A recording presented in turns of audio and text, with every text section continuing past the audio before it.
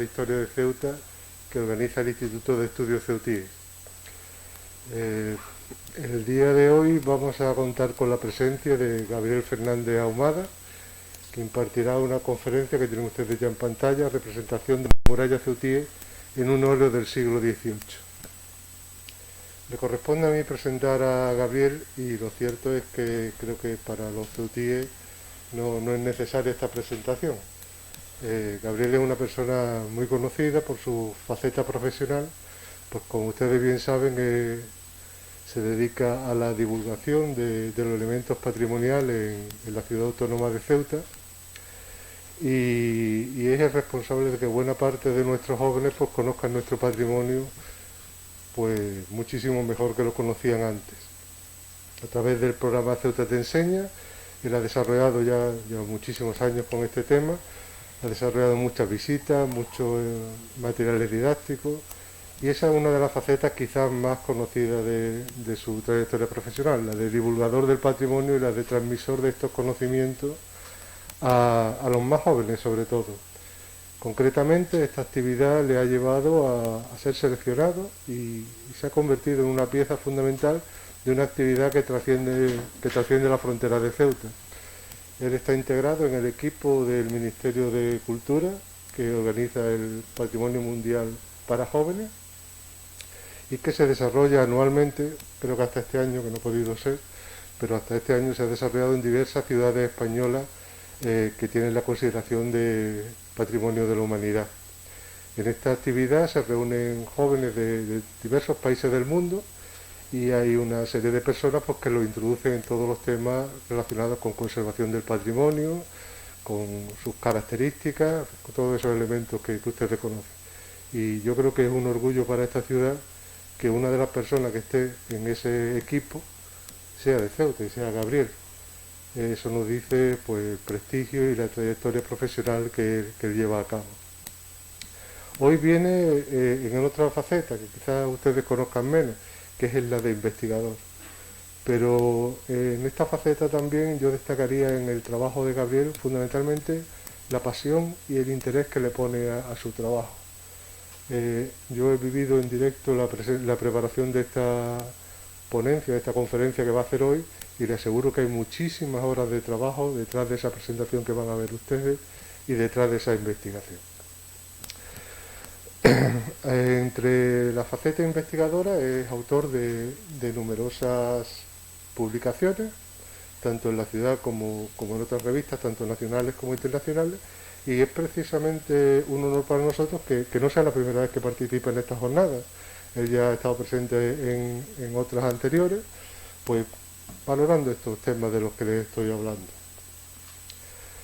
Su más reciente publicación, su más reciente obra es Scriptamanen, dentro de un proyecto de catalogación de signos lapidarios en Ceuta, en el que tuve el honor de poder colaborar con él y que ha dado como resultado un libro que creo que es un antes y un después en esta temática en nuestra ciudad.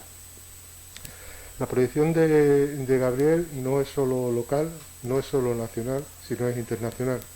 Dentro de estas mismas actividades que realiza el Ministerio, él ha sido el responsable o la persona encargada de representar a nuestro país en varios puntos, sobre todo en países sudamericanos.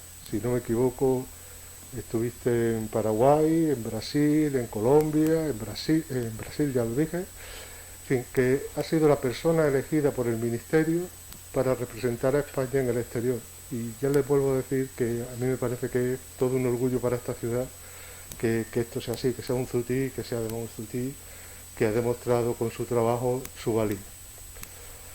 Hoy nos viene a hablar Gabriel de una investigación en la cual se conjugan ese interés y esa pasión de la que hablaba antes, porque es rescatar una pieza absolutamente desconocida hasta este momento, que es una fotografía, un cliché de un óleo del que no teníamos conocimiento hasta que él lo encontró y que les va a desgranar ahora y los va a analizar explicándole en qué medida esa vista, esa nueva fuente que tenemos aporta al conocimiento de las murallas de Ceuta en el siglo XVIII. Hoy el acto intervendrá Gabriel ahora, exponerle la comunicación, habrá un turno de preguntas por si ustedes quieren consultar cualquier extremo que no, que no les haya quedado claro, y después procederemos a la clausura. Me toca intervenir a mí, diré algunas palabras sobre una especie de valoración de qué han sido estas jornadas, y clausurará virtualmente el consejero de Educación y Cultura de la Ciudad Autónoma de Ceuta. Así que yo no creo que ustedes hayan venido a escucharme a mí, sino a Gabriel, y no quiero robarle ni un minuto más. Así que Gabriel, cuando quiera, tienes la palabra. Bien, buenas tardes. Primeramente, muchísimas gracias por la presentación, Fernando. Gracias al instituto, a los compañeros por contar conmigo, y por supuesto a la biblioteca por darnos cabida, ¿no?, en esta jornada. Como el título de la presentación indica, hoy vengo a presentarles un óleo hasta ahora desconocido del siglo XVIII. Además que representa una imagen del asedio como vemos aquí en la portadilla. Antes de presentar la misma, quisiera adelantarles que vamos a hablar primeramente de cartografía, precisamente porque gracias a la cartografía podemos fechar las murallas que allí que vamos a ver representadas en el óleo, y gracias a la fecha de estas murallas, desde luego a mí me ha servido para datar el óleo, que les adelanto ya es anónimo, e incluso creo que es interesante no solamente el autor, sino la imagen que representa. Hablando de cartografía, y al hilo de una de las ponencias que ya se ha realizado aquí sobre los campos exteriores en las ciudades portuguesas, Ceuta, pues bueno, contaba con una serie el campo exterior de la ciudad contaba con una serie de caminos cubiertos, de hechos de tapia, como vemos aquí. A ver si pasa, sí.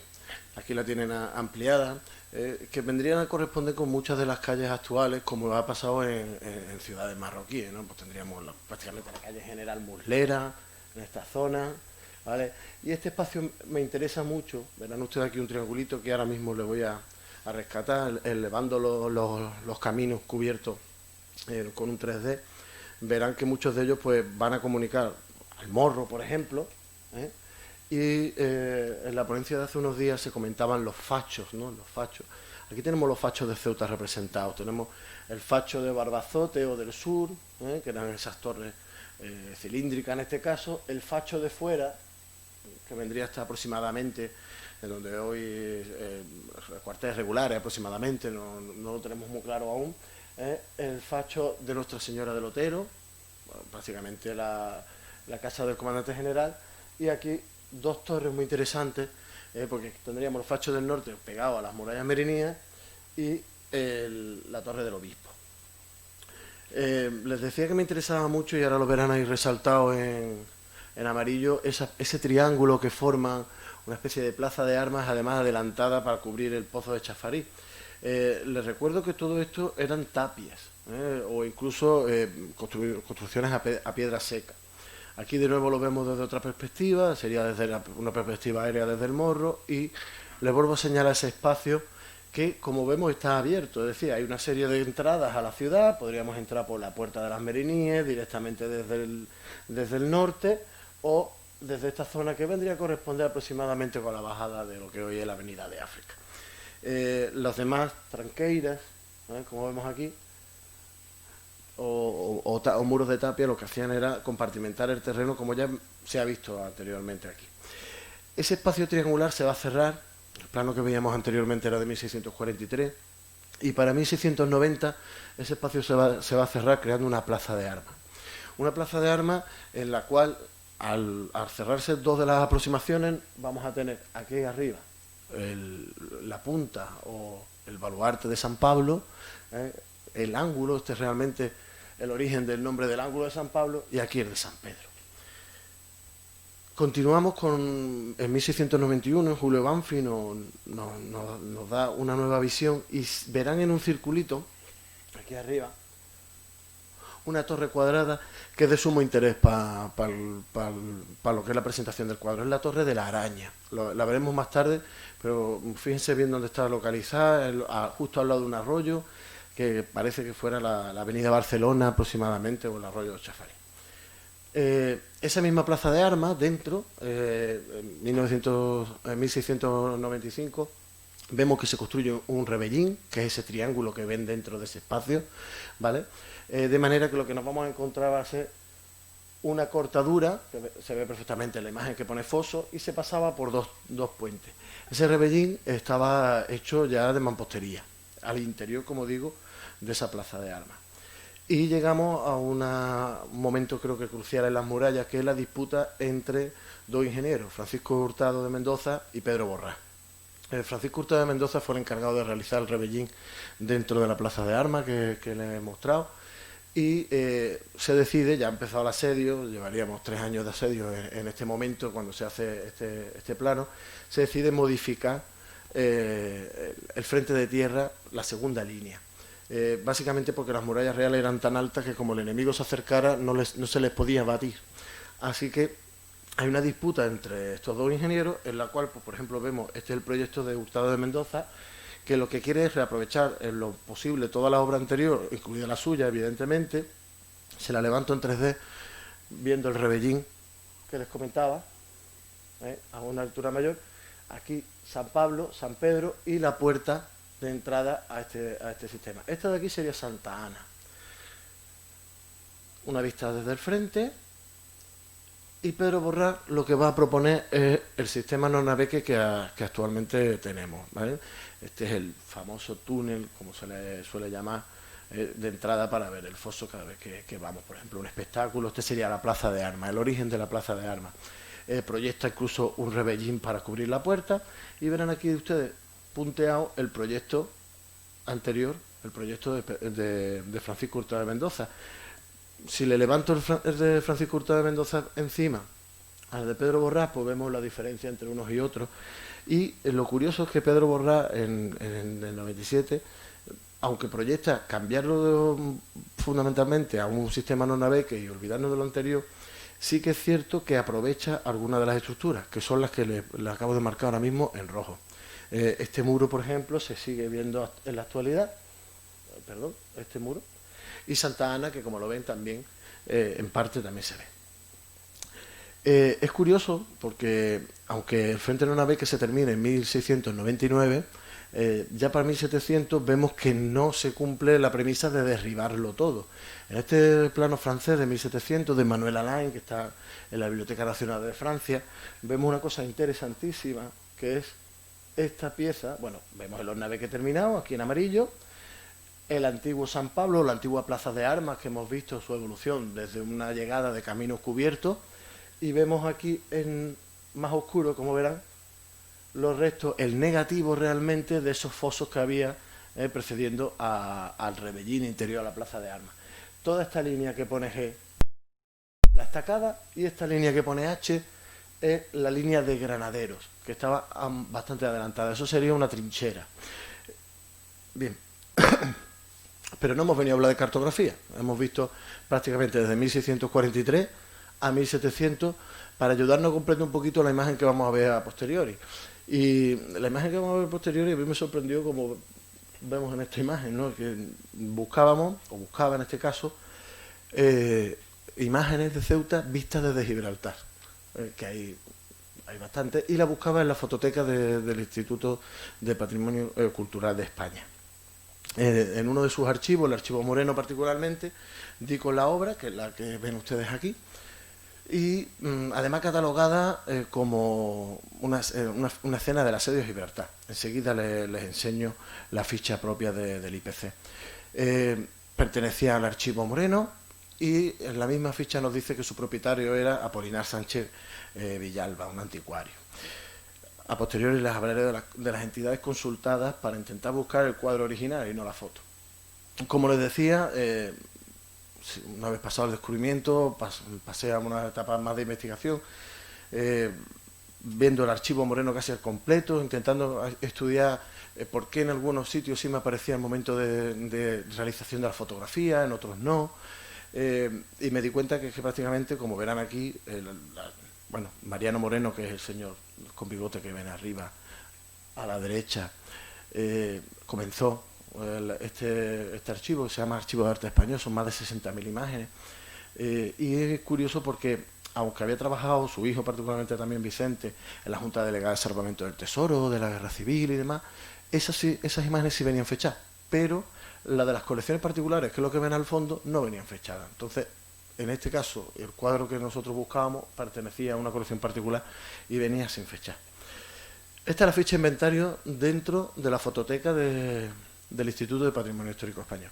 Como ven, bueno, pues tenemos una ficha de inventario al uso. Y lo más interesante, en la línea cuarta, el título. Interesante porque empezamos a romper, a mí me rompía los esquemas, ¿no? Una escena del asedio de Gibraltar.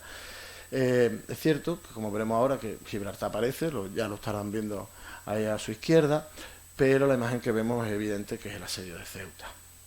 Les decía que pertenecía a Apolinar Sánchez. ¿Y quién es este Apolinar Sánchez? Lo vamos a ver muy rápido porque creo que la idea es ver el cuadro. Apolinar Sánchez era un anticuario, ¿vale? Un reputado anticuario de Madrid. Y bien, se sabe que había vendido a través de Arthur Wine cantidad de patrimonio a coleccionistas privados americanos, a Rudolf Hess, por ejemplo, y también había trabajado, de hecho había levantado bastante sospecha dentro de los aliados con alemanes y japoneses durante la Segunda Guerra Mundial. Lo interesante de esto, que mientras que está Arthur Wine en España, va a realizar un catálogo que, como verán, es la imagen que tienen ustedes aquí a la izquierda, de Spanish Interior and Furniture, es decir, de el interiorismo español, digamos, y los muebles. Y es curioso porque sí que tengo datada la visita de Mariano Moreno a la tienda de Apolinar Sánchez. Es el único momento en que parece que se ven en el lugar donde estaba el cuadro, y presumo que, ya que esa visita se hizo en 1921, que pudo ser el momento de realización de la fotografía que a continuación vemos. Otros lugares, ¿no? Entidades que hemos consultado para buscar el cuadro, pues bueno, desde el Ministerio de Cultura, la Subdirección de Protección de Patrimonio Histórico, los servicios de importación y exportación de bienes culturales, por si quedaba constancia de la venta del mismo, y por si no había salido de España, pues bueno, había buscado Museo del Prado, Museo Naval, Museo del Ejército, Lázaro Galdiano, como ven ahí, Museo Cerralbo, e incluso la American Society. Visto que no lo encontrábamos, tiré también de manos privadas y a través de dos anticuarios pues me puse en contacto con la Asociación de Anticuarios de Madrid, y era desconocido. Recordarles que Apolinar Sánchez muere en el 58, como hemos visto en la esquela, y su negocio cierra al no tener familia, no tener descendientes. Pero bien, si hablamos de la fotografía, es una placa de cristal, y que nos va a representar es un óleo sobre lienzo. Podemos ver algunas patologías, ¿no? Ya en el momento de la fotografía. Recuerden que estamos hablando de una fotografía posiblemente hecha en 1921, y lo que nos encontramos es que, aunque el estado de conservación es bueno, se aprecian pérdidas en las capas pintóricas, ¿no? O sea, se ve que ha perdido algo de pintura, sobre todo en la parte baja, como vemos aquí, ¿vale? Y que además el bastidor debería ser un cuadro de grandes dimensiones, puesto que tiene marcadas, se ve perfectamente, como vemos aquí, las marcas de dos listones, ¿vale?, para reforzar el bastidor, a la vez que unas escuadras en las propias esquinas. Como vemos aquí, se ve muy bien marcado en la misma imagen. Esto que es lo que nos indica, que el cuadro ha estado expuesto a tensiones. El lienzo se ha tensado y está dejando las marcas del bastidor que lleva detrás. O sea que tuvo que estar conservado en un lugar con poca humedad durante mucho tiempo. Lo que también me indica que, ya sabiendo que en el 21 estaba en Madrid, que mucho tiempo no tuvo que estar en Ceuta en el caso de que alguna vez estuviera en la ciudad. Otra de las patologías que me indica la tensión, la falta de humedad del cuadro, son las cazoletas. Las cazoletas, que le he marcado aquí donde tiene una de ellas, son, como ven aquí, unos espacios, ¿vale?, que el cuadro, digamos, se va a tensar de forma cóncava. Lo tengo aquí, son zonas que se elevan al ser comprimidas por tensiones laterales, formando grietas en la película prehistórica. Dicho esto, empezamos a meternos un poco más en vistas, es decir, lo que vemos representar es una vista desde el oeste, por parte del asedio, casi prácticamente hablaríamos desde la zona alta del Morro. Miren, durante el asedio son muy abundantes los planos y las vistas del mismo. Esto también nos está llevando a la importancia o la repercusión que tuvo a nivel internacional el asedio de Ceuta, ¿no? El interés que esto tuvo que tener en otros países. Y cuando digo en otros países, Esta imagen, que es archiconocida creo por todos, es la plaza de Ceuta de Joao Tomás, perdón, y está incluida como la lámina 58 en el libro de las plantas de este reino, que se refería a Portugal y de Castela. Yo lo que sí que me atreví a fecharla también un día, por esta obsesión a veces que tenemos los investigadores de decir, bueno, esta imagen que estoy viendo, ¿qué me representa? Bajo mi humilde opinión, y fíjense que les digo un día en concreto, estaríamos viendo el 30 de julio de 1695. Corrada Franca, y se lo pongo ahí, no me gusta releer lo que tenemos en imagen, pero creo que es muy interesante este texto de Correa, porque nos dice, dadas las 12, algunos moros a hurtadillas y en silencio subieron las quiebras de las contraguardias de San Pedro y San Pablo. Dice, don Jerónimo Marín, por vivir cerca de la plaza de armas, fue de los primeros que acudieron a arrebato, y al salir por la barrera de la segunda puerta, los moros que ya con sus banderas estaban apoderados de la fortificación que llamaban San Pedro, le mataron de un balazo. Y estamos hablando de que este señor, tal como sale de la barrera de la segunda puerta, lo matan de un tiro. Ahí tienen las banderas. Aquí tendríamos San Pedro, San Pablo, San Pedro, San Pablo, las banderas enemigas, la lucha en el interior y la segunda barrera, de la segunda puerta, que estaríamos hablando de la puerta del Albacar, ¿vale? Así que prácticamente al salir por aquí, este señor fue abatido.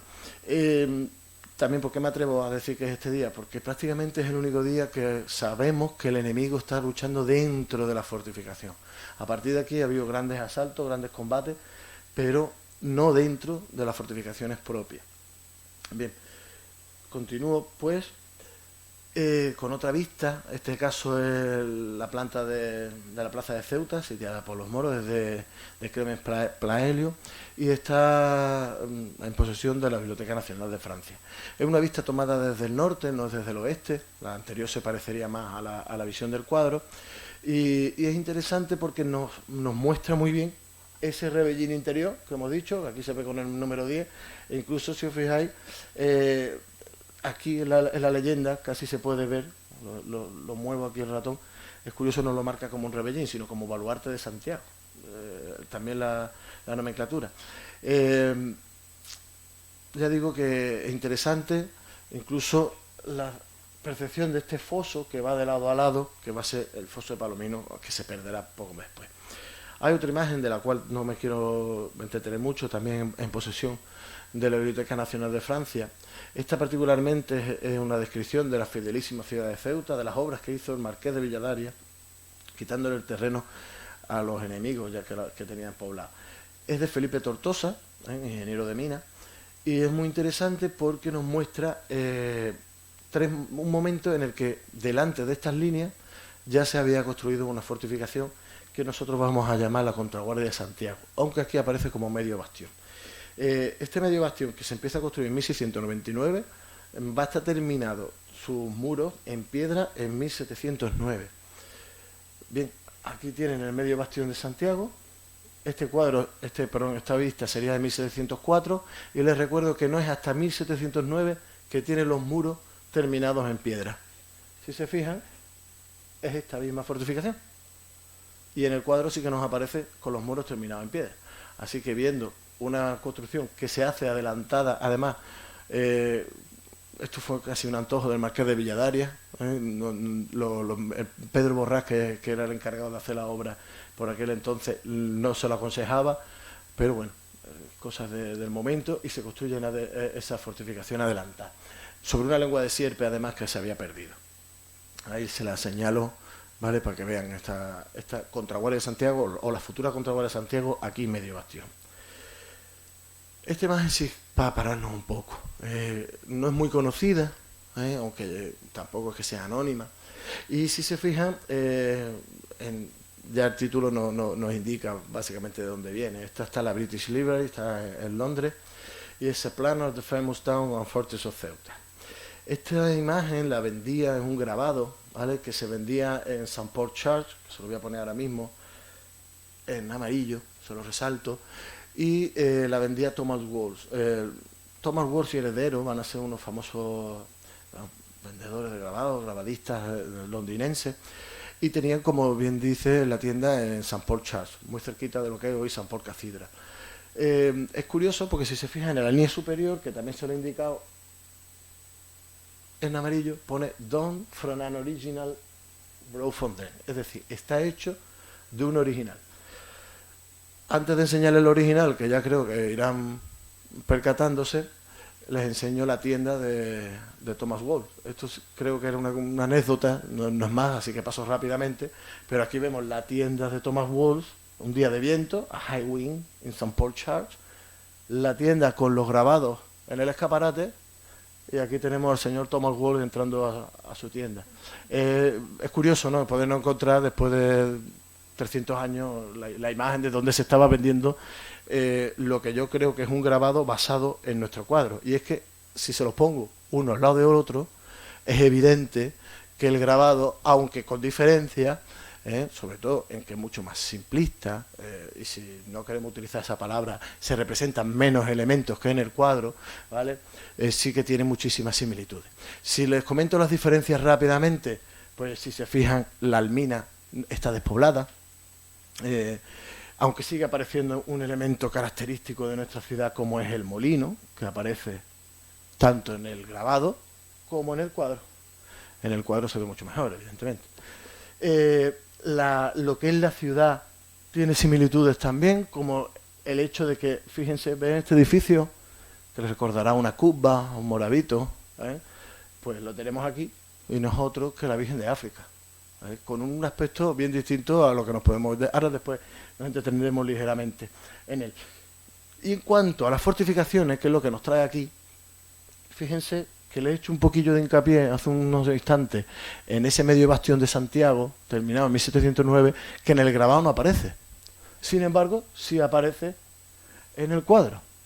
Así que ciertamente vemos similitudes, pero también vemos diferencias. Podríamos estar prácticamente toda la hora de conferencia comparando uno con otro, pero no es cuestión. Lo que sí, y por terminar con esta comparación rápida, el tema de las trincheras, de lo que es el campo exterior, si se fijan hay cosas muy interesantes, como una torre que ya hemos comentado, la Torre de la Araña, que aparece también en el cuadro, y las vestimentas de los atacantes. Mientras que en el grabado aparecen con vestimenta a la europea, está bastante pequeño, pero si se fijan, llevan tricornios, en el cuadro aparecen con turbantes, es decir, van vestidos a la islámica. Bien, continuamos y hablamos propiamente de la imagen. La imagen, como les he dicho, una foto de un cuadro, que si lo analizamos como cuadro, pues bueno, pues tendría está dividido en 3 zonas, ¿vale? A un lado vemos la costa europea, o sea, el sur de la península, y vemos prácticamente desde Algeciras hasta Sierra Bermeja. Después lo vamos a ir desgranando parte por parte. En la imagen central, con una perspectiva, digamos, que acaba en el Monte Hacho, vemos perfectamente, también lo vamos a dividir en varias zonas, el campo exterior, las murallas, la ciudad y el Almina y el Hacho. Y a la derecha, muy interesante, ¿vale?, la costa sur. ¿Vale? Es cierto que una perspectiva muy forzada para el autor, lo que entiendo que quería mostrar lo máximo posible del entorno. La costa, cuando digo la costa sur, lo veremos después prácticamente desde Castillejo hasta Cabo Negro. Y sobre esta parte, una imagen de Santa María de África, de la patrona. Muy interesante también, que hablaremos al final. Vamos por parte, como les he dicho, del Hacho y la Almina. Como ya se habrán percatado, pues se ven las murallas del Hacho, anterior a la construcción de los baluartes, no corresponde en este momento, que es la construcción de los baluartes, que son de finales del 18, de 1775, pero si vamos desde el Hacho hacia la izquierda, vemos un primer promontorio, que sería el actual donde está el faro, y justo después la ermita San Antonio, que se la señalo aquí. Si bajamos, me encuentro justo encima de la cazoleta que ya hemos explicado, me encuentro Santa Catalina, Torremocha, San Amaro, una rampa con un muelle, estaríamos hablando de los muelles, un muelle de San Pedro, los almacenes de San Pedro o de la Tocina, como también se le llamaba, y muy interesante que, si se fijan, justo pegado a la muralla se ve una calle, ¿eh? Se ve una calle. Esta calle la mandó construir Juan Francisco Manrique Arana y se hace en 1707. Así que nos da una fecha bien del cuadro. Es decir, si aparece esa calle es muy posible que el cuadro sea posterior a 1707. Nos habla incluso, bueno, de que le pone parapeto al muelle, y le pone una batería de costa. Estamos en esa misma época. Si nos vamos al final de la Marina, o principio, dependiendo del sentido que llevemos, vemos aquí el Palacio de los Gobernadores, construido en 1699, tampoco nos da muchos datos, pero si vamos subiendo lo que es la calle Real, nos encontramos aquí el Hospital Real con su torre campanario, justo donde hace el quiebro, o sea que aquí estaría aproximadamente hoy la Plaza de los Reyes, para que nos hagamos una idea. Y lo que he hecho en falta en el cuadro, quizá en este caso sí que tenemos que adolecer a la calidad de la fotografía, es que no se ve la iglesia del Valle. En el grabado sí se veía, en el grabado que habíamos visto anteriormente sí se veían, disculpe. El molino, como ya hemos dicho, que se ve perfectamente, y aquí, si ya nos vamos a la parte sur, vemos un cercado de las caballerizas, ¿vale? Y esto de aquí que sería la actual calle Ingeniero, es decir, donde está el auditorio del Rebellín.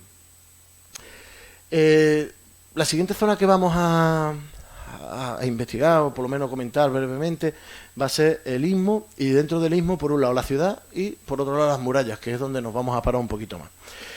Hablando de la ciudad, ahí la tenemos. Vemos un espacio rectangular, aunque aquí se vea casi cuadrado, ¿vale? Con mucho interés creo que puede despertar la imagen del santuario de Santa María de África, ¿no? Como una curva. Decir también que no es hasta 1714, 1715, en el cual se va a empezar la remodelación que va a dar lugar a la imagen que vemos antes, que teníamos hasta la intervención que se hizo hace poco. Ya digo, esta es la imagen anterior a 1714. De todas maneras ya teníamos una imagen, o sea, estaríamos moviéndolo entre 1714 y 1707 a tenor de lo que ya hemos dicho. Curioso, una cruz en plena plaza de África, posiblemente el origen de los pelubriños portugueses. Y si nos vamos a la zona sur de la plaza, nos encontramos una gran torre con un tejado a 4 aguas. Estamos viendo los trinitarios, estamos viendo la madrasa, ¿vale? Esa torre enorme. Justo al lado, la catedral, además en muy buen estado de conservación. Si se fijan, todos los techos que ahí se ven, y mira que se ven bombas cayendo, si ahora hablaremos del enemigo, pero los techumbres están en perfecto estado. Así que otra de las cuestiones que a mí me hace pensar que estamos viendo uno de los momentos iniciales del asedio. Nos comentaba también Correa Franca que... Perdón, me he pasado, ¿verdad? Sí. Disculpe. Nos comentaba Correa Franca que la catedral se va a destinar a hospital y que al final del asedio prácticamente hay que volver a empezar las obras porque entre las techumbres venidas abajo por el bombardeo y el maltrato propio de haberlo utilizado como un cuartel, pues hizo imposible que, bueno, su puesta en estado para el culto. Ahora sí hablaremos de las murallas dentro de esta zona ísmica. Si recuerdan esta pequeña introducción cartográfica que hemos visto, yo les nombraba un periodo en el cual esos caminos cubiertos se cierran para crear una plaza de armas con San Pablo, o el origen de San Pablo, el ángulo, y San Pedro. Se la he señalado aquí en azul. Ahí estaríamos viendo las obras, como vemos arriba a la derecha, de 1690. Poco después les enseñé una vista de Ceuta de Clemens Paeleo, que estaba en la vista desde el norte de la Biblioteca Nacional de Francia, y en ella se veía un foso y una estacada que les señalo ahora mismo, que esa estacada, o sea, a la Plaza de Armas se le va a dotar de estacada 4 años después, en 1696. De manera que vemos que todavía en el momento en el cual el autor del cuadro lo está pintando, esa estacada subsiste. También hemos hablado de la disputa entre Francisco Hurtado de Mendoza y Pedro Borrás. Y aquí tenemos representado cómo el hornabeque se hace al interior. Ya lo veíamos más o menos reflejado en el plano de Alain de 1700, en el cual les decía, fíjense que hay un espacio oscuro, como si fuera negativo al interior. Lo tendríamos aquí. Este es el muro que en rojo Pedro Borrás aprovecha de Francisco Hurtado. Este muro hoy día se puede ver. Una cosa muy interesante, creo, sobre el frente de los Naveques, es que si se fijan aquí en esta imagen, y vamos hoy a la Plaza de Armas, tanto Santa Ana como San Pedro, es decir, San Pedro aquí y Santa Ana aquí, tienen orejones. Y aquí no aparecen representados. Tampoco aparece representado en el proyecto original de Pedro Borrás. Así que otra de las cosas que nos hacen, a mí por lo menos me hace pensar, que fueron puestos poco tiempo después de la construcción, porque la fábrica es prácticamente idéntica, pero que tuvieron que ser construidos a posteriori. Y entramos en terreno desconocido hasta ahora, 1705. ¿Qué se hace en 1705? Lo que le estoy señalando ahora es San Ignacio, es decir, donde está el Museo de las Murallas Reales. Nosotros lo conocemos como el Rebellín de San Ignacio. Lo hemos visto en el proyecto de Pedro Borrás como una pequeña fortificación, aquí se ve pequeño también. Su finalidad era cubrir la puerta, ese mal llamado túnel para entrar al foso, la puerta de los Naveques, y aquí lo vemos en el estado que tenía en 1705. Y fíjense que, de nuevo, voy a recurrir a Correa Franca, en el cual nos dice, en el año de 1705 dice, se allanó toda dificultad y construyó el medio bastión de San Javier y en el sitio que al presente existe. También el de San Ignacio, y se formó el reducto de Alcántara a su derecha y el de Cachafá, el de Alcántara y a su derecha el de Cachafá. Fabricó el Rebellín de San Ignacio, como decía, y cortó la empedernida alta pizarra de nuestra izquierda, en continuación al foso de los Naveques. Vamos a desgranar esto que nos dice Correa Franca. Dice que se hace el de San Ignacio, que se hace el de San Javier. Aquí tiene San Javier. Estamos en el mismo año, así que utilizo la misma coloración en distintos tonos. San Javier sería donde hoy están, bueno, la Contraguay de San Francisco Javier, que es una serie de bares, básicamente allí, ¿no? Y dice también que se cortó la empedernida alta pizarra de nuestra izquierda para dar continuación al foso. Ahí lo tienen. Un foso que, aprovechando el foso anterior, que bordeaba la Plaza de Armas, se va a continuar a la izquierda, es decir, al sur, de mar a mar. ¿Vale? 1705. Pero también nos dice que se van a construir dos reductos, ¿no? El de Cachafaz, o el de Alcántara, y a su derecha el de Cachafaz. Claro, hablamos de construcciones que no van a durar mucho tiempo, pero que, bajo mi criterio, las vemos aquí bien representadas. Si quieren, se lo echo un segundito para atrás, para que vean cómo desde este circulito están saliendo una serie de detonaciones, verán, y aquí particularmente, si se fijan, parece que también hay otra zona, sobre todo por este espacio hueco, en el cual parece que incluso fuera un foso. ¿Lo ven aquí? Se lo voy a poner en un tono rojo.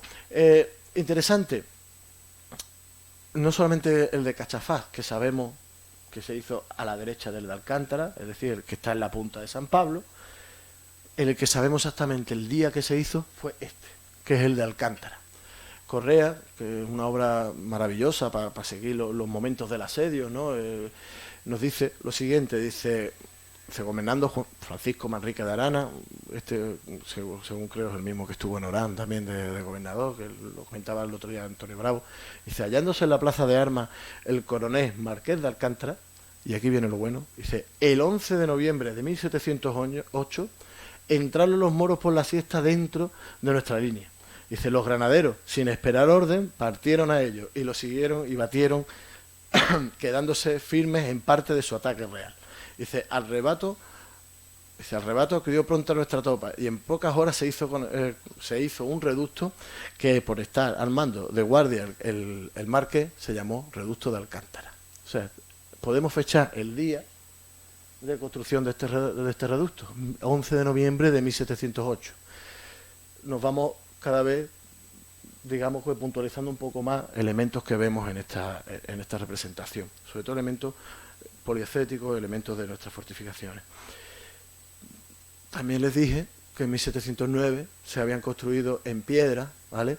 Se había cerrado la entrada cubierta, entre otras cosas, y nos dice que lo que son las capitales de Santiago, ¿vale?, se van a poner en piedra, puesto que antes uno y otro lado eran simples empalizadas. Lo que decimos es que este lado, ven que hay garitas. Si le quito los colores verán aquí una garita y dos garitas.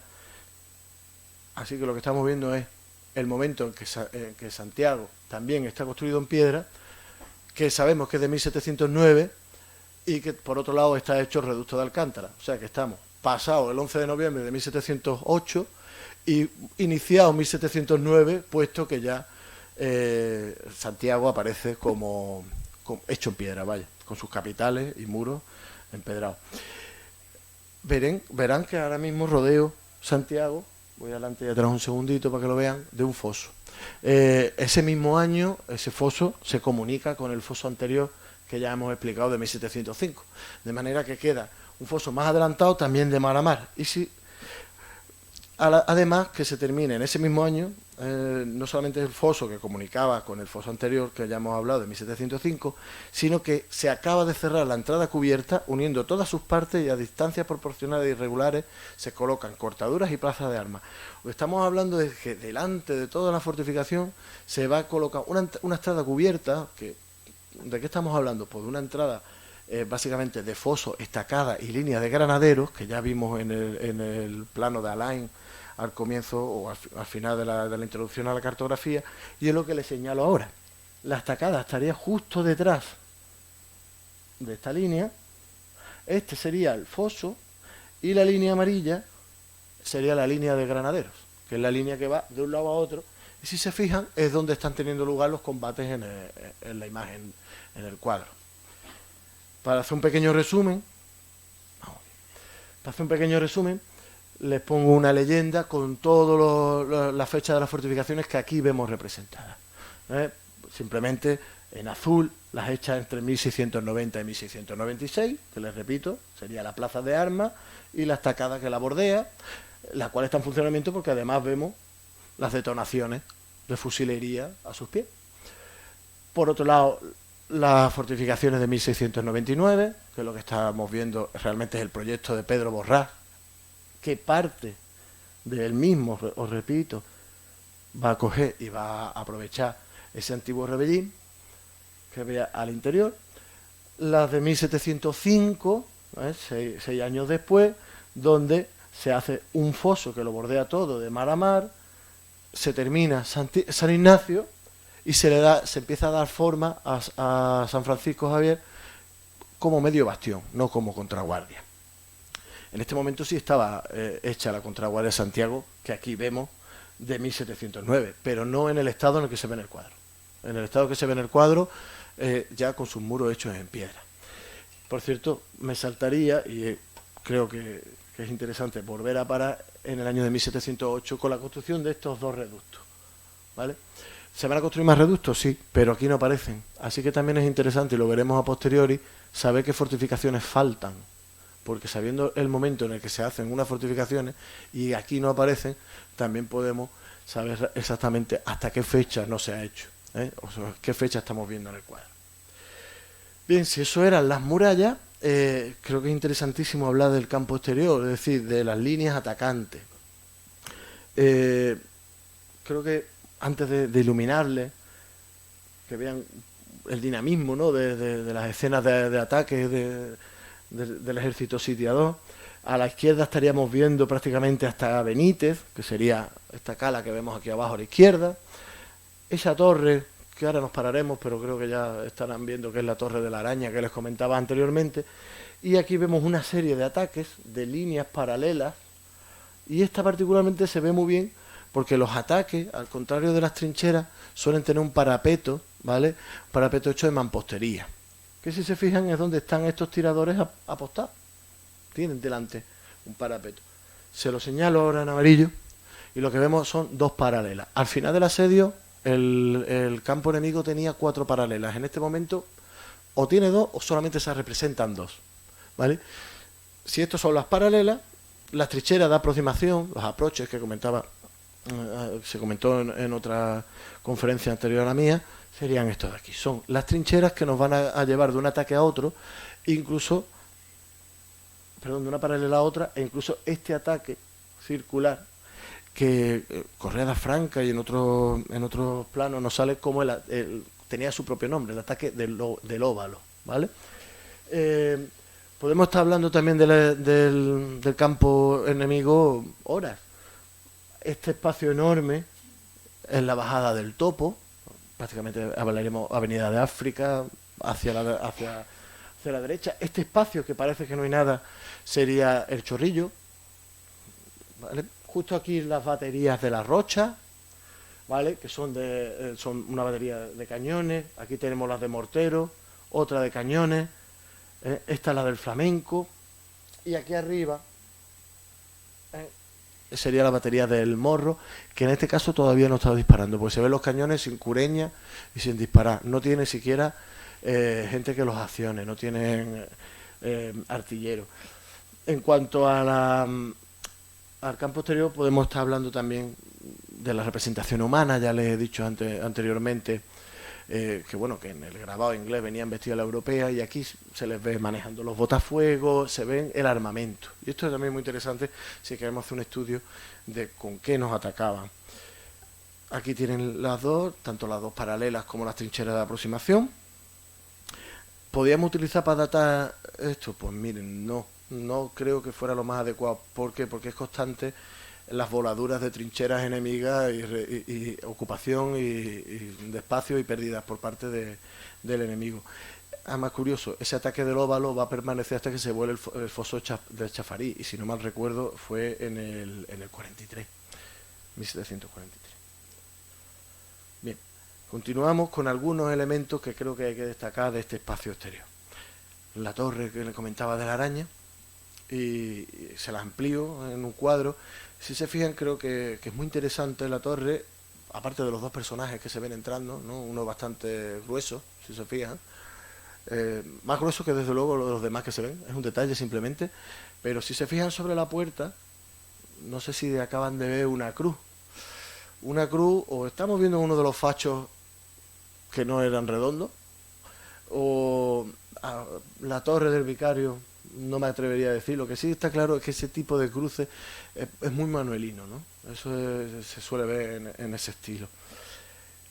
Otra escena que les amplío por ver algo de la figura humana. Verán unas tiendas, ¿no? Una serie de personajes aquí en grande, y si se fijan tenemos aquí justo delante de una tienda lo que a mi entender es un personaje haciendo como una reverencia al personaje que tiene al lado, ¿no? Parece que esté en genuflexión, que se esté agachando. No sabemos si estamos viendo al alcaide Ali, que era responsable del cerco.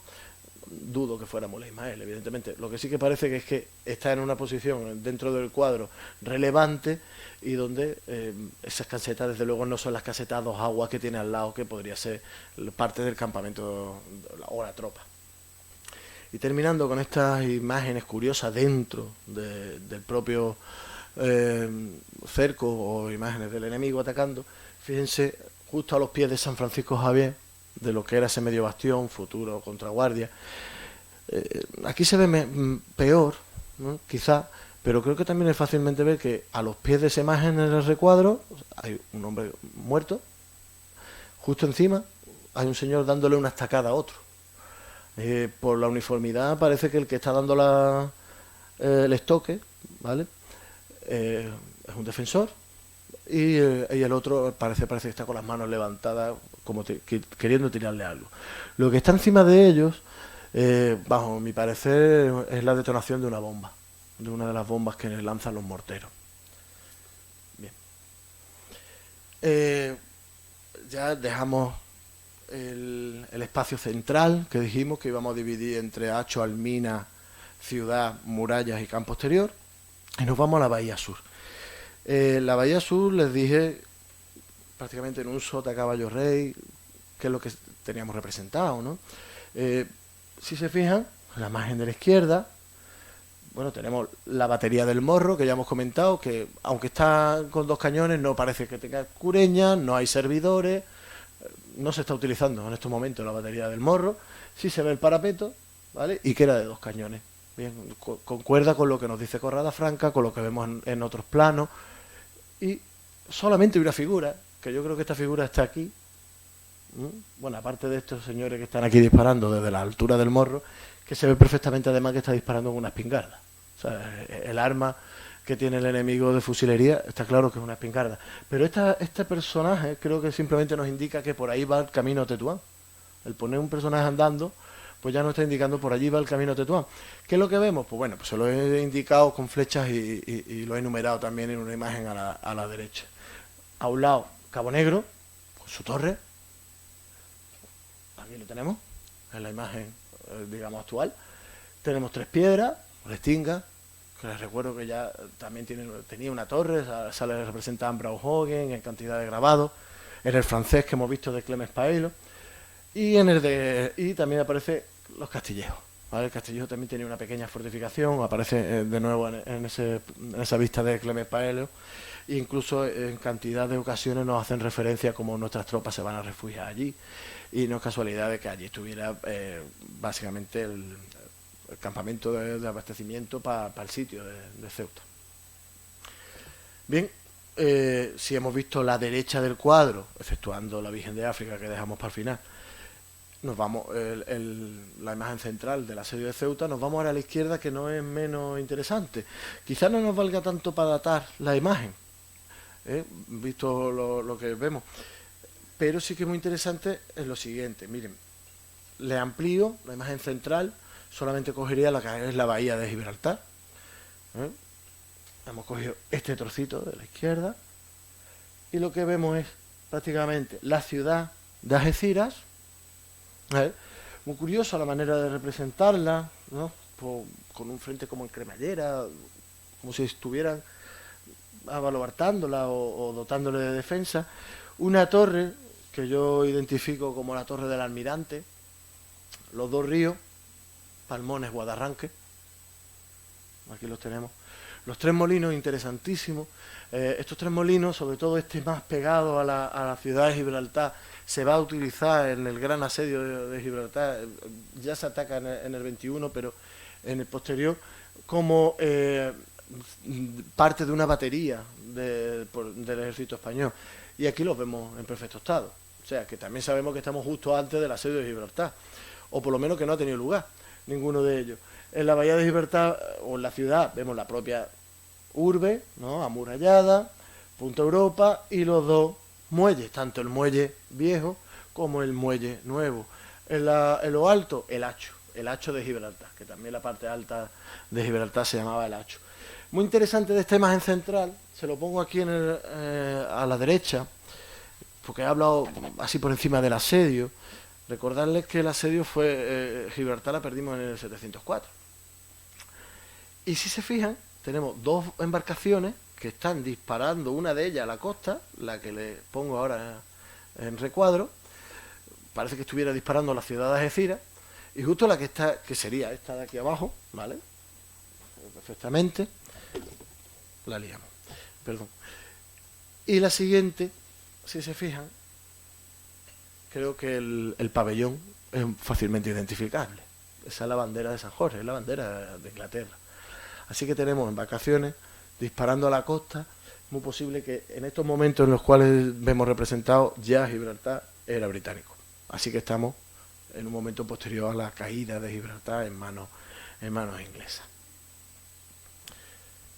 Si cogemos solamente la parte de la costa, digamos, detrás de Gibraltar, es decir, nos vamos desde el hacho hasta lo que hemos identificado como Sierra Bermeja, la ampliamos, tendríamos aquí el hacho de Gibraltar, la imagen central, y vemos como la línea de costa, ¿vale? Parece que aquí haya un promontorio que se adentra en el mar, lo vemos aquí, sin fortificación alguna, después una punta con una torre, y cómo continúa la costa con algún quiebro, con alguna pequeña bahía, y otra torre aquí al fondo con una montaña atrás.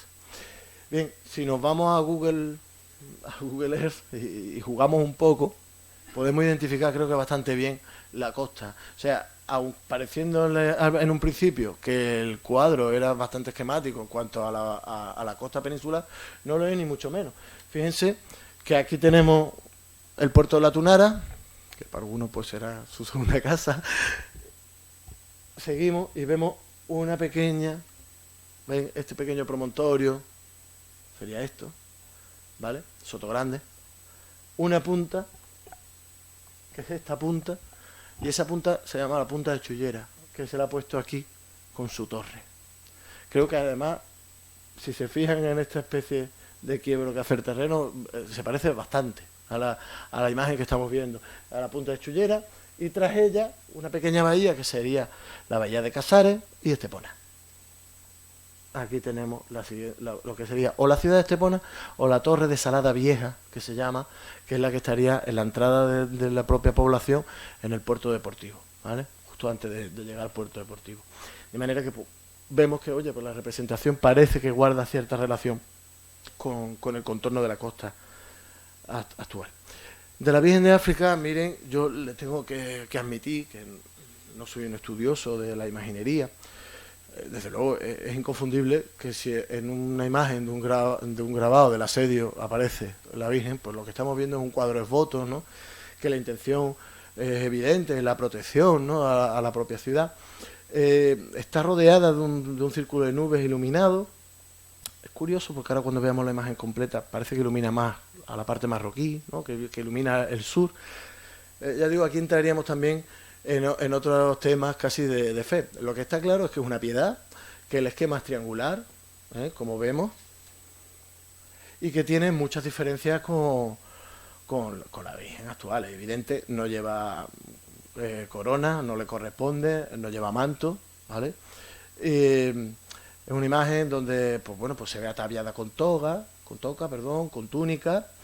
Además el manto tiene amplios pliegues, le cubre totalmente desde la cabeza a los pies, sin que se le vea los pies a la propia Virgen. Y solamente las manos y la faz, la cara son visibles. Eso en cuanto a la Virgen propiamente dicha, a la Madre. Una cosa curiosa que no aparece en la talla que tenemos a la derecha es que en las manos pues lleva dos pañuelos, ¿no? O sudarios, es curioso, pero no deja, parece que no haya contacto con el cuerpo del Hijo, ¿no? Con el cuerpo de Cristo en este caso. De hecho, si hablamos de Cristo, pues bueno, la figura que aparece reclinada, mientras que si se fijan en la imagen de la talla es mucho más recta, ¿vale? A diferencia de, como decimos, por un lado está incluso recostado la imagen del cuadro, mirando a la Madre, mientras que en la imagen de la talla parece que mira al que ve la talla, ¿no? Al espectador, está mirando hacia afuera, ¿no? Las imágenes son encontradas en ese aspecto, ¿no? Mientras que en el cuadro Cristo mira a la Madre, en la talla es la Madre quien mira a Cristo, ¿no? Es otra manera de representarlo. La posición de las manos también difiere. Mientras que las manos de Cristo en la talla están cruzadas, si se fijan, las tenemos cruzadas. En el óleo, pues, una descansa sobre una de las manos de la Madre y la otra sobre lo que sería el manto.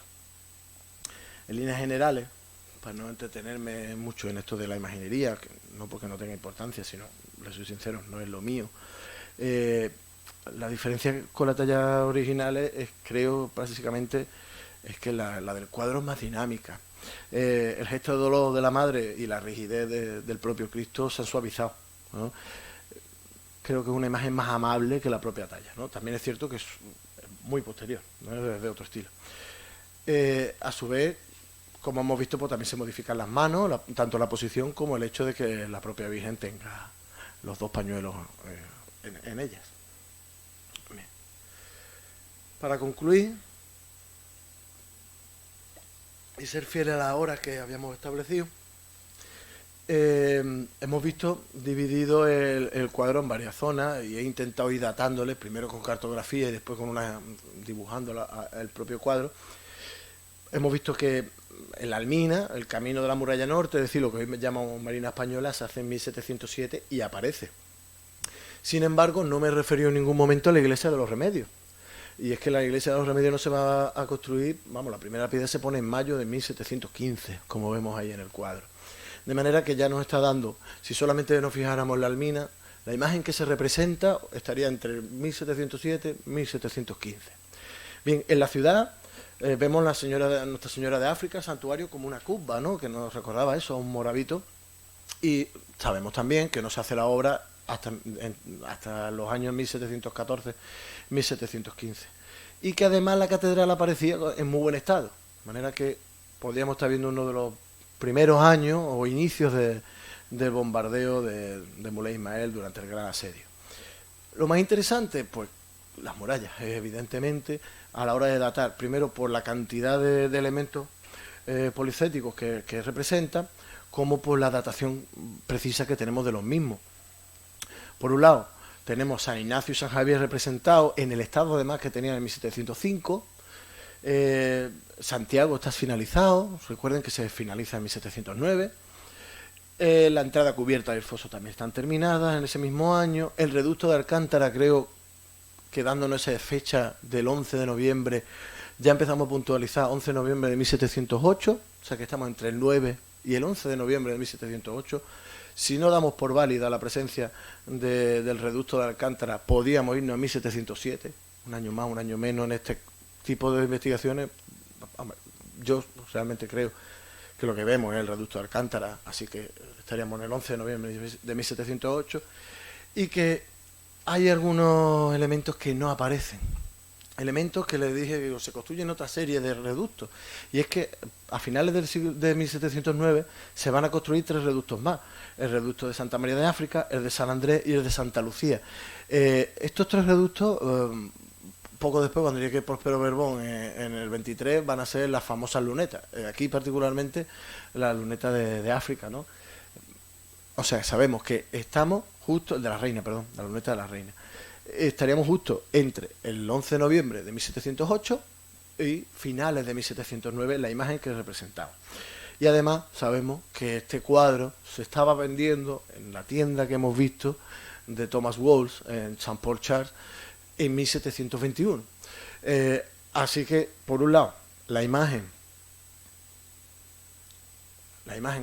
que representa estaría entre 11 de noviembre de 1708, mediados de 1709, lo que sería la imagen, y la realización del cuadro entre estas fechas, es decir, 1709 a 1720, puesto que en el 21 ya se está representando, ya se está vendiendo en Londres. En cuanto al cuadro, pues creo que decir que es un cuadro en voto, con la representación de Nuestra Señora de África, y que aporta un gran valor documental, ¿no? En cuanto al urbanismo, como hemos visto en la imagen, no solamente de la ciudad, sino de la propia Elmina, de la evolución misma de ella, de las fortificaciones y las murallas, porque al igual que nos sirven las murallas para datar el cuadro, creo que nos representa de una manera muy fiel ese momento de asedio, del arte de la guerra, de los sitios, de las plazas fuertes, ¿no? Del propio armamento utilizado tanto por defensores como por atacantes, y del vestuario, que aunque no hayamos parado en el mismo, ya le he dado algunas pinceladas de cómo en un lado sí que están vestidos, y se ve perfectamente en el momento de este señor dándole una estacada a los pies de San Francisco, se veía que llevaba casaca clara, y que el otro señor pues iba vestido, el que estaba recibiendo el estoque, pues iba vestido más a la islámica. Con esto finalizo y muchísimas gracias por su atención.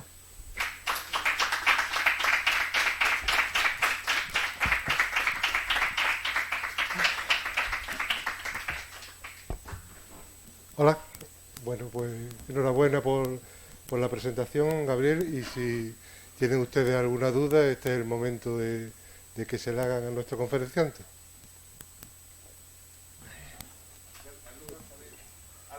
Necesitaremos el micrófono, perdón. Si has logrado saber algo más del cuadro, a partir de... Tú supones que se perdió la guerra civil, bueno, cuéntanos un poco sobre el cuadro. Antonio, sin pruebas fehacientes, de hecho, y además por desgracia nos ha cogido un tiempo que me hubiera gustado estar como poco 10 días en Madrid pudiendo investigar sobre el terreno. Lo que tenemos claro es que para el 58 la tienda ha cerrado. Apolinar, no lo quería comentar, pero por ejemplo Juan Marcel, el escultor catalán, hablaba que su pasión era vender, ¿no? Y que era uno de los pocos que, o el que menos pegas ponía de todos los anticuarios de Madrid. Y estamos en una época donde se están vendiendo claustros, donde se han vendido castillos a estadounidenses, ¿no? Además era un señor que ya digo que despertó incluso sospecha. Realmente no sé dónde está el cuadro, ¿vale? No voy a cejar en seguir buscándolo, desde luego, pero muy posiblemente, ya digo, sabiendo que la foto se hizo en el 21 y que las grandes ventas de patrimonio español fueron entre el 30 y al principio, hasta que llega la guerra civil. Después es verdad que hay un mercado más oscuro a las potencias del eje. Ya digo que los aliados estaban investigando a Apolinar Sánchez por sus continuas visitas a la embajada de Japón y de Alemania. O sea, que no era un personaje que pasara desapercibido en Madrid. Y que además después sabemos que participa en obras y está intentando vender, no lo he contado aquí porque no era cuestión, ¿no? La idea era hablar de las murallas, pero está ofreciendo obras al Museo Arqueológico Nacional y incluso al Prado hasta prácticamente el día de su muerte. O sea, un gran vendedor, comprador, y eso pues, a mí me lleva a pensar que el cuadro, si no salió de España, puede estar en una casa particular. Eso sí, el que lo tiene muy probablemente piense que tiene una imagen del asedio de Gibraltar. Eso es casi seguro. Otra pregunta tiene por ahí. Aunque no se sabe quién es el autor, ¿puede haber algún indicio si pertenece a alguna escuela, a algún taller? Porque todos estos detalles tan sumamente específicos no parece que fuera alguien que lo hubieran cogido el primero que pasaba para hacerlo. Dentro de la investigación, de hecho, tengo que decir que este es mi segundo acercamiento al cuadro. Ya, si tiene usted interés, en el cuaderno del archivo número 23, ya hice la primera aproximación al estudio del mismo, y ahí sí me entretuve un poco más en, oye, ¿alguien más ha visto el cuadro? De hecho, tuve la oportunidad de entrevistarme en Madrid con un coronel que hizo su tesis doctoral para la Complutense y sobre la pintura de tema bélico. Él había visto la foto y la analizó como asedio de Gibraltar. Él mismo, y que creo que sabes más de estilos pictóricos, nos lo comentaba como de estilo holandés. O sea, es una continuación del siglo XVII, el estilo de cuadro. Ya digo, podríamos atrevernos a poner incluso más vistas, que las hay. Si se fija, la idea de representar el campamento sitiado, los personajes más relevantes en la parte baja del cuadro, es muy de ese momento, ¿no? Hay cuadros como, pues que te digo, Sitio de Amberes, donde más o menos nos puede dar una idea. O sea, el estilo es holandés, el autor no, pero es una continuación del estilo del 17.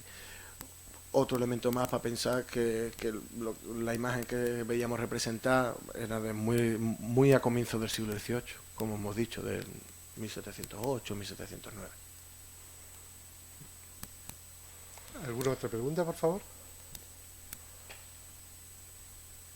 ¿No tienen dudas? Muy bien, pues entonces muchísimas gracias, Gabriel, por tu intervención. Y si no les parece mal, a mí me gustaría intervenir para decir algunas cosas sobre esta jornada.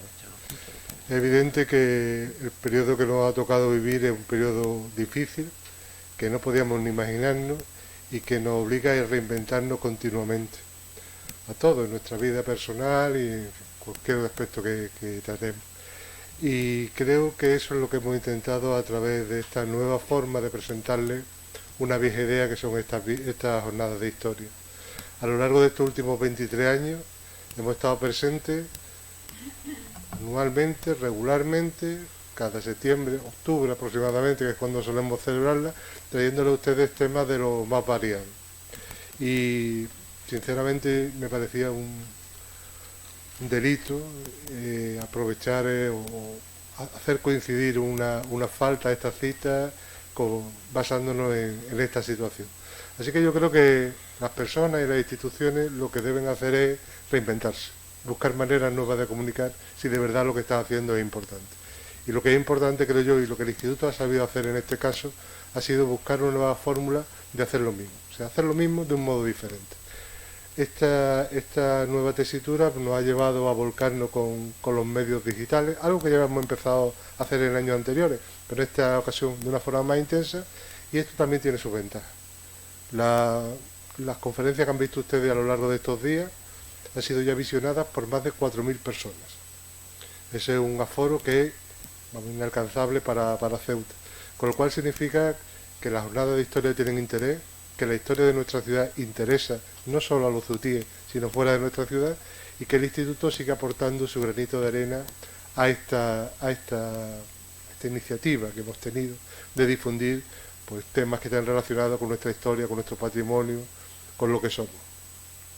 También me gustaría recordar, antes de terminar, que todo esto es posible gracias a que hay un equipo extraordinario que no da más que facilidades para que esto sea posible. En primer lugar, el propio personal del Instituto de Estudios Ceutíes, que ya conocen ustedes su labor y yo no la voy a ensalzar un año más, pero es justo recordarlo. El personal de la propia biblioteca pública, que se ha puesto a nuestra disposición sin ninguna cortapisa, a cualquier hora, en cualquier momento, y poniendo no solamente lo que le tocaba, sino un especial cariño a estas actividades.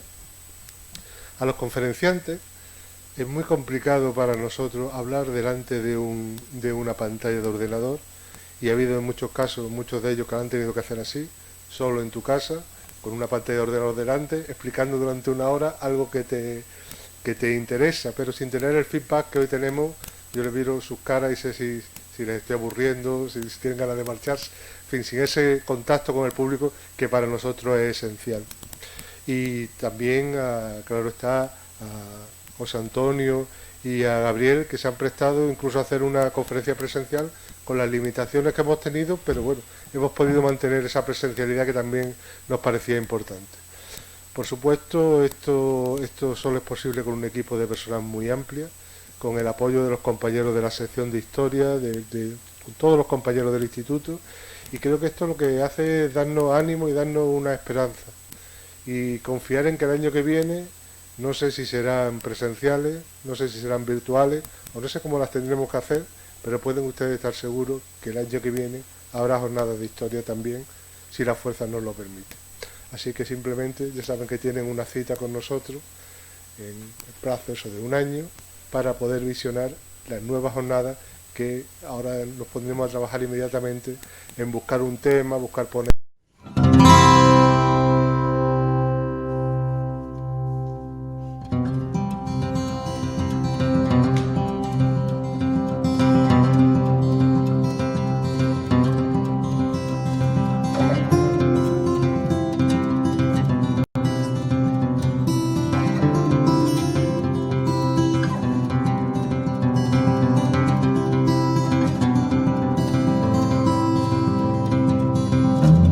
Buenas tardes.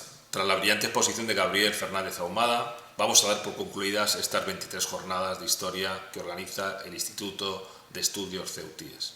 Pero quiero aprovechar para felicitar tanto a los ponentes como a los organizadores, es decir, a la sección de historia del Instituto de Estudios Ceutíes. Creo que la decisión adoptada, es decir, el llevar a cabo estas jornadas a pesar de no poder hacerse de forma presencial, creo que ha sido una decisión acertada. Creo que en estos tiempos de pandemia es fundamental que la cultura no pare, que sigamos organizando actividades de este tipo, que sigamos mostrando a la ciudadanía lo que se hace y las posibilidades que ofrecen nuestros organismos dedicados a la investigación y a la cultura. Solamente agradecer, volver a felicitar y volver a agradecer a todos la participación, y siento no poder estar presencialmente para felicitaros y para trasladaros mi más sincera enhorabuena. Muchas gracias a todos y damos por concluidas estas 23 jornadas de historia del Instituto de Estudios Ceutíes. Muchas gracias a todos.